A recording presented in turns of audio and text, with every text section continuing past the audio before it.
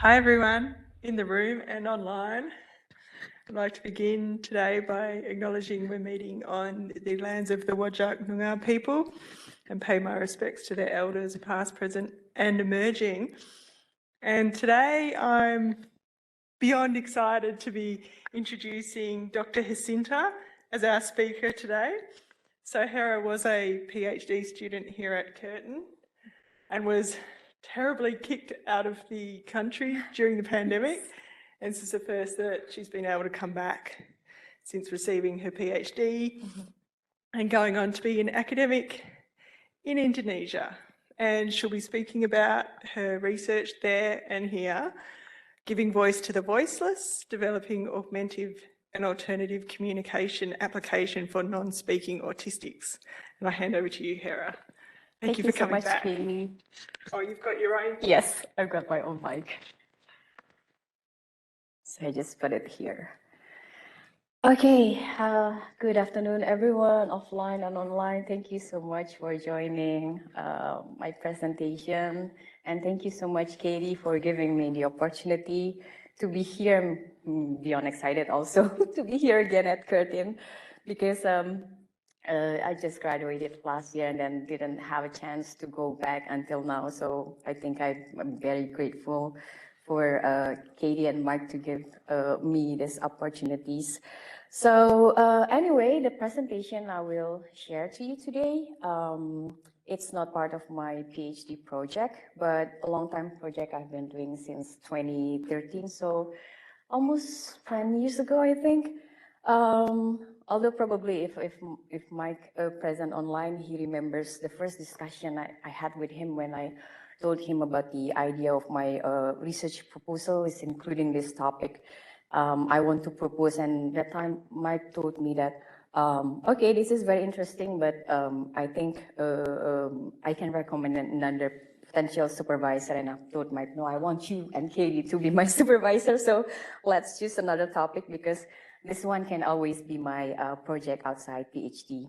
So this research project is actually to develop augmentative and alternative communication, or AAC, mobile apps in Indonesia. We call it VICARA. VICARA is the acronym for Visual Interactive Communication and Reading Aid. Since it was first developed in 2013, this year we are now developing the third version of the apps.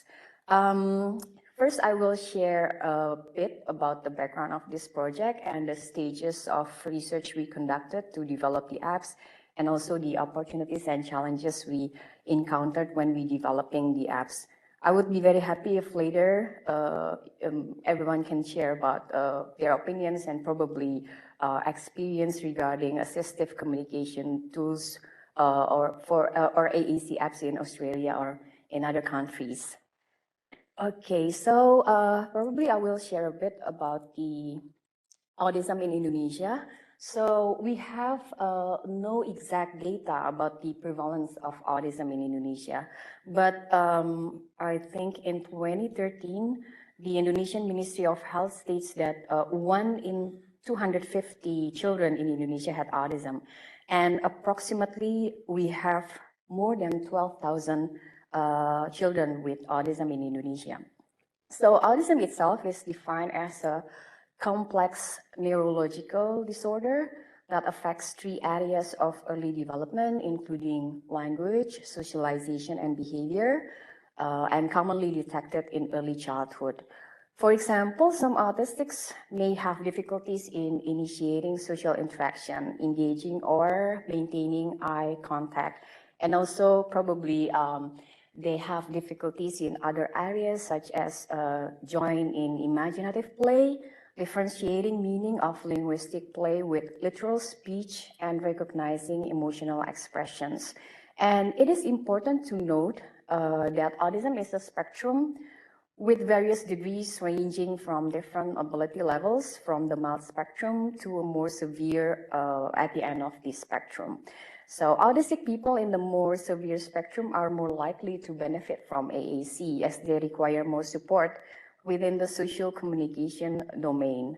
And communication problems they have in terms of understanding and also expression can cause severe behavior problems among those who have severe autism.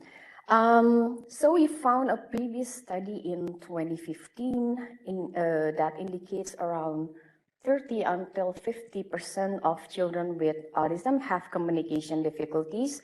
So they are categorized as non-speaking, and they tend to be, not all of them, but some of them tend to be visual. And in the past 10 years, the previous studies also shows that AAC can improve the quality of life of autistic children who are non-speaking by supporting and improving their communication skills.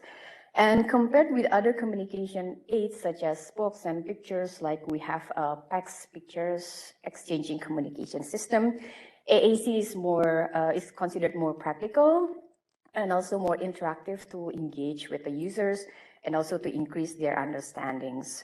And probably I will back to this one. So I will share a bit of details about what is AAC and the VICARA apps that we developed. So given the fact that AAC can provide support as an assistive tool for communication, it also can act as a mediated tool for autistic who are non-speaking to communicate with others. And we designed VICARA, this app, as a free downloadable app in Android-based mobile devices. But the first version of VICARA was designed for iOS, Apple mobile phones. So actually the app allows users to create picture cards with text and voice outputs, or they can use pictures from their camera or the picture archives on their devices. And we also have a text and voice output that can be added to a name to label the picture card. So once created, the picture card will be stored and archived. And in the later stage, the picture card can be used for composing sentences and can be shared through messaging platforms like WhatsApp messengers. Okay, I just close this. Yep. And in the past 10 years, actually AAC apps has developed in the form of mobile application in popular platforms such as Android and also iOS. Some of the examples are Proloquo to Go. I will give you the examples of the apps. This is Proloquo to Go. This is one of the popular AAC frequently used. And also we have iCommunicate, we have Tap to Talk, and we have this one. This one called Jab Talk. I think this is a Android-based AAC apps. So all of these apps have similarities. They can provide picture cards, and then the users can compose the picture cards into sentences like this, and then add up the voice and also the text, so they can also learn about the vocabulary. So what is AAC? AAC is an alternative mode of communication to complement or replace verbal communication, such as natural speech and writing, by using aided and unaided communication. According to the American Speech Language Hearing Association report, AAC is a communication system with 4 primary components. So we have symbols, we have aids. I will have to go back to this. Symbols, aids, strategies, and techniques to use the AAC. And this technology can support autistic person to communicate by doing that, constructing sentences using text, typing words, and images with sound. AAC aided symbols, including external aids or devices such as photographs, and also we can use this like Proloquo to Go. They use the pictures that we call text, pictures, exchange-based communication. And we also have a different form of AAC in the form of speech generating devices. But SGD, or speech generating devices, is considered quite expensive and not quite practical because it's bigger. So actually AAC has been introduced to facilitate people with communication difficulties, and also has been widely researched in language development and speech disability since 1980s. AAC interventions are proven good based by previous studies in their efficacy level to increase communication and social interaction skills, and also to improve academic performance and reduce challenging behaviors among autistic children. And as I've mentioned earlier, currently there is a wide range of options of AAC devices, including in the form of mobile apps that can be used to meet the different various needs of autistic users, those who have difficulty using natural speech in their daily communication. For example, like this, Proloco to Go, and then also Talk, and I think I have to show you, this one is the conventional one, the PAX one. So the users have to bring this big books or big folder consists of picture cards, and there's a strip that they can stick the picture cards to make the sentence. So actually the apps, the mobile apps is a mobile version of this one, but we can use also photos directly from the archive of our mobile phones or tablet computers. So, okay, move to the challenges and opportunities in AAC usage. So actually we have many benefits in terms of technological affordance aspects, such as practicality. It's lightweight, you can bring it anywhere, and it's relatively affordable. I think in Indonesia, we have the AAC apps, it's only like $10, 10 Australian dollars, and then you can use it. But if you want to upgrade it, and then you have to pay some of the amounts. But it's considered quite cheap. And also the ease of use aspects such as touch screen and also visual features that can be used. So these aspects actually make AAC apps as a popular option among users with disabilities, including autistics and those who need communication and language aids. And in terms of affordability, AAC app in mobile touchscreen devices like smartphones and tablets are more affordable and readily available compared to the conventional AAC in the speech generating devices.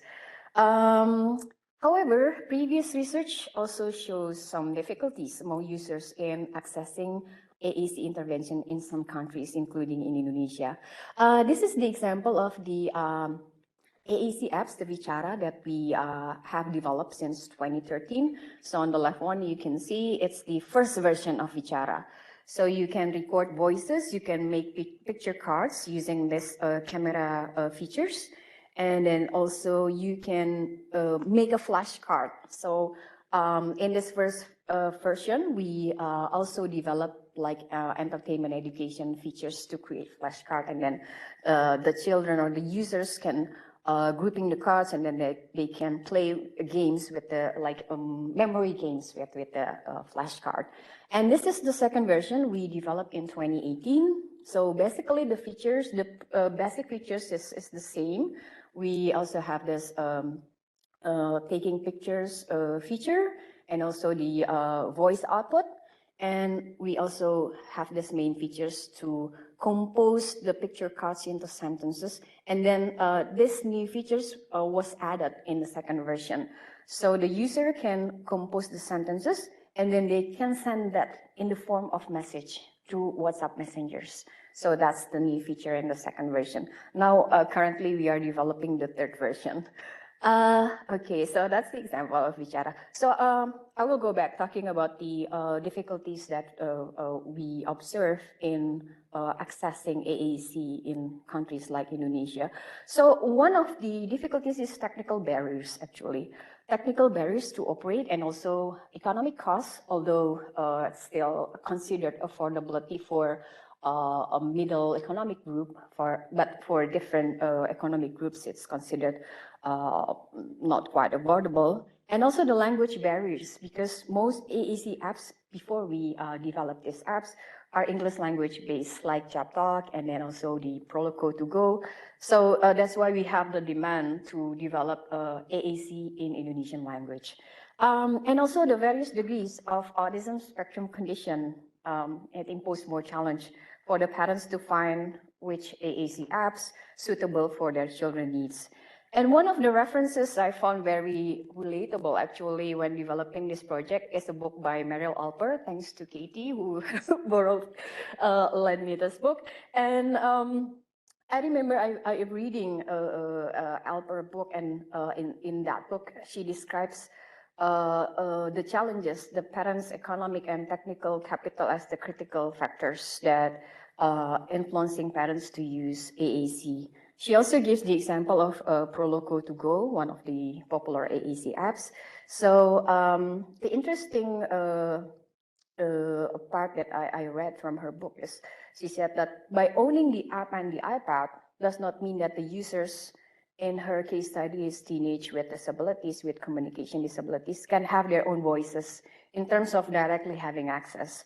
So the technology is considered not cheap, and it also requires intensive training for the parents, teachers, and therapists to teach the children how to use. And similar challenges we also found in Indonesia. It means that a long time investment of time and money is needed to get access for people with disability to participate in society and to have their own voice heard by using the technology.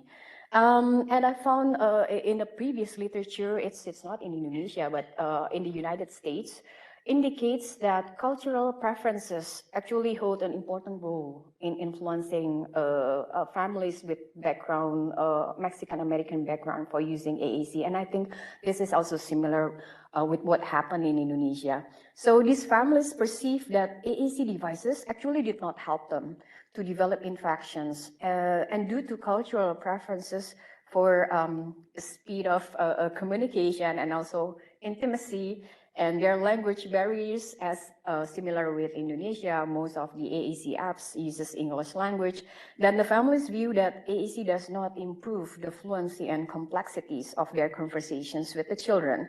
Although they perceive the apps has good values for educational purposes and best to be used in educational environment. So, for example, in school, in learning center, but not in the house. That's I think, some of the similar aspects that we experience in Indonesia. So the next part, I will explain a bit about the research stages in developing VICARA. So during our previous research in testing the first and the second version of VICARA, we found that complexity, various degrees of autism condition can impose more challenge for the parents. And also in 2013, we conducted a preliminary study for developing the apps. At the time, we conduct interviews and also focus group discussion to gather inputs from the parents and also the teachers. What are their expectations in using AAC, or are they familiar enough using AAC? So that inputs were used to develop the first version of the apps that I've shown you before. And the second one, we also conducted a trial with the parents and teachers of autistic children to experiment the specific function of features of VICARA. So we need inputs in detail of like what are the expectations for certain features while they're using the apps. So yeah, it's quite a long time project and still ongoing until now. So the first one we did this preliminary stage, and then the apps development for the first version and the second version. And then we have a survey and online interviews for evaluating the use of the apps. Yeah, so for that evaluation, for the survey, we conduct that after the beta version of second VICARA was launched in Google Play Store in 2018. So on this stage, we conduct that. We invite 20 participants, and then we give them a link to download the apps and also a user guide. And the targeted participants also similar with the focus group discussion stage prior to that. And then we use this framework of usability characteristic for assessing VICARA. So it includes these 4 dimensions: attractiveness, learnability, and also operability and understandability. So the attractiveness dimension It actually assesses the interface, design, and feature of the apps, while the learnability dimension assess whether the user requires some guidance and tutorial for learning the apps, and how many hours or sessions they need to learn. And also the operability dimension look at the challenges and difficulties at the user's experience while using the apps. And the last one, the understandability aspect, refers to how users could manage the navigation levels in the apps. So from the survey, actually, the participants raised 3 issues. The first one related with the technical aspect, of course, of the AAC. So they expressed the need that, it will have to develop in Indonesian language, and then it has to, in the form of simple and easy to use interface. And also they need some specific features like text to speech. A voice embedded into the features, and also the security settings to be included in the app. So that all becomes our notes to develop the further version. And yeah, based on these inputs, we design a simple and easy to use interface for the apps. I probably will go back and then give the examples of the interface. So I think this is more simple, the second version, comparing to the first one. And also we included that features, the security settings, and then also the new features to send the composed cards into text message, so they can send message through WhatsApp Messenger using these features. Okay, so that is the first issue. There are more things. So actually, from the aspect of learnability and understandability are relatively quite good. So almost all of the participants only require short times to learn how to use these apps. But regarding to attractiveness and operability dimensions, these need improvements as participants find difficulties in composing the cards and also archiving the cards. So it needs to be like a more structured in archiving. And for some of the participants, they view this apps is suitable for more beginner user than advanced users in terms of skills and also age group. And other drawbacks, it's very technical, actually included the low quality sound in audio features, so we have to improve that. So the second issue regarding the needs for expert guidance and learning methods to use AAC apps. Most of the parents and teachers invited to try this AAC, they are not familiar. So they require a specific training and workshop on how to use AAC for their children, and only a few parents and teachers were familiar. It means that they have used AAC before, like Proloquo2Go or ChapTalk, or use conventional AAC like X, picture exchanging communication system. Actually, this also relate with the next issue, the third issue. Okay, we'll go back. That is the importance of addressing the diverse needs of users, because focusing on individual differences is considered very important to developing these apps. And also, from the inputs, one of the things considered important is to implement an instructional and structured communication system for using the apps. And one major challenge for users to learn AAC lies in the diversity for using this communication system. For example, some users are more familiar with graphic symbols, they are more familiar with text, but others are more comfortable and familiar with using real pictures and photos. So they may have different perceptions and understanding of the symbols and pictures used in AAC. So we found this complexity and various degrees of condition is very important to address.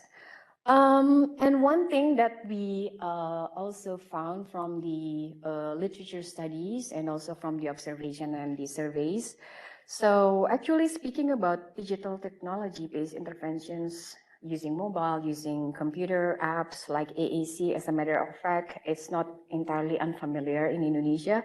Several Indonesian universities and organizations, they have already developed mobile apps to support the demand for interventions and therapies.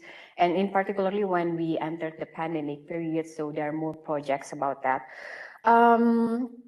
So yeah, there are some projects from Indonesian universities, including my university, LSPR, to develop the learning apps for communication and skills for autistic children and other disabilities. However, from our study, we also found the possibility of stigma as a barrier for accepting AAC as assistive communication tools. So it is important to note that families' views and perception toward disability can affect how they view assistive tools like AAC apps. So instead of the benefits that can be considered from these assistive communication tools for supporting their children, some parents and teachers view the tools has the risk actually to alienate their kids with the non-disabled peers. So we encountered some questions and statements from parents and teachers. So they come to us and then said, if using AAC apps, then my child will not learn how to speak. And other teachers told us that if my student using iPad or tablet for AEC, then he or she will more engage with themselves rather than interacting with other people. Or one of the parents said that if my son uses assistive communication tools, then it must be challenging for others to understand him. And it means that he has to carry that mobile devices all the time.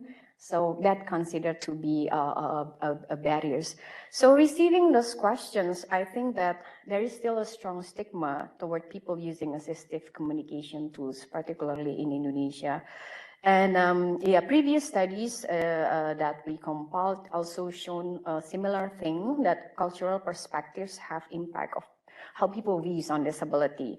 So from previous studies, it is indicated that social and medical view previously to see disability might be a dominant view in European and American culture, which makes family more adhere to recommend treatments or interventions from professionals.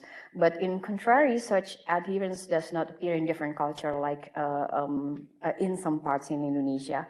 So probably I will share a bit about the condition of disability in Indonesia. Like autism is largely related with the deficit model, as for decades being disabled is seen as a impediment or impairment. And people with disabilities are seen as being highly dependent and as the objects of pity, with the needs for rehabilitation to fix their impairments, of receiving funds as a form of charity. So stigma toward disabled people is still largely exist in Indonesia. And I have that previous study quoted in my thesis, I remember. I think it's about the mothers of autistic children would feel ashamed, frustrated, and also expect stigma from the community. Although currently, in the past 2 years, at least there has been a noticeable autism advocacy movement in Indonesia, particularly in big cities like in Jakarta. So yeah, that's actually part of my thesis. The emerging neurodiversity activism in social media, has been going strong right now in big cities in Indonesia. And yeah, but until recent days, the social stigma still existed.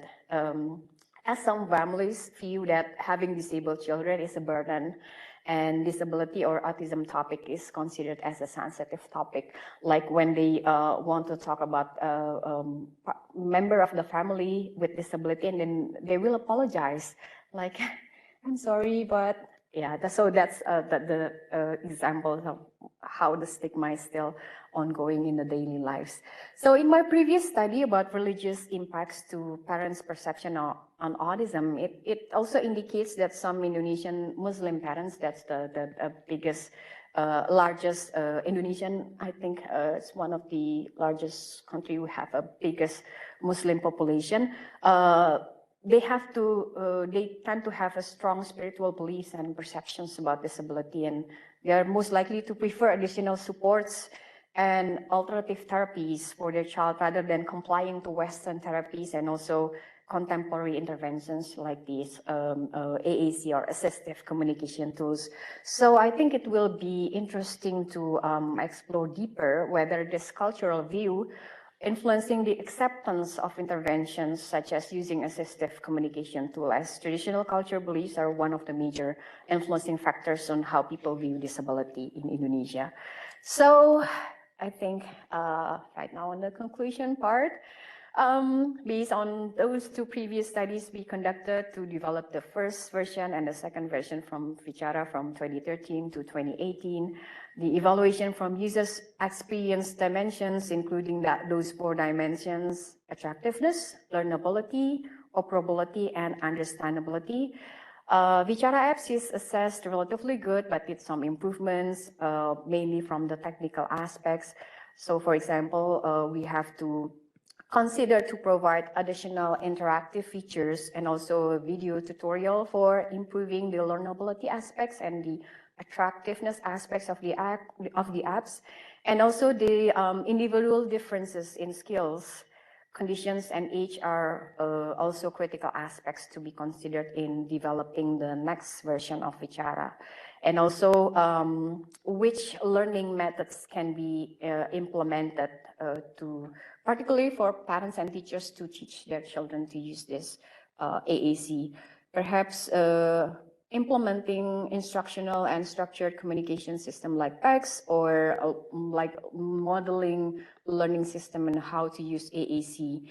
And we need more in-depth insight into the user experience. So I don't know, probably we will consider to do a standardized observation or experiment methods, because I think it's essential for the next stage of developing these apps, and also involving different groups with a higher level of familiarity with AAC, and to address the stigma issue as a potential barrier to AAC acceptance. So we are now planning to conduct another study for exploring these influencing factors involved in AAC acceptance, like what are the key aspects contributing to the acceptance level of AAC apps in Indonesia, like presumably several critical aspects that must be addressed, including the usefulness of the apps, the practicality of the app, the accessibility aspect to include more specific needs of autistic and other potential users, and also the cost and how we can provide support network for parents and teachers. So I think I will close this presentation by quoting my favorite author, Meryl Alper, about enabling technology for interpersonal communication. So yeah, every time we encounter difficulties or challenges, we always remember this one: to develop the apps, to advocate for more inclusive understandings of voice and interpersonal communication, and for understanding that speaking through a computer is also a human way to talk. I think that's very inspirational for me. Okay, thank you very much for joining and listening to my presentation. I'm looking forward for discussion, for any inputs, comments, and suggestions from everyone. Thank you so much.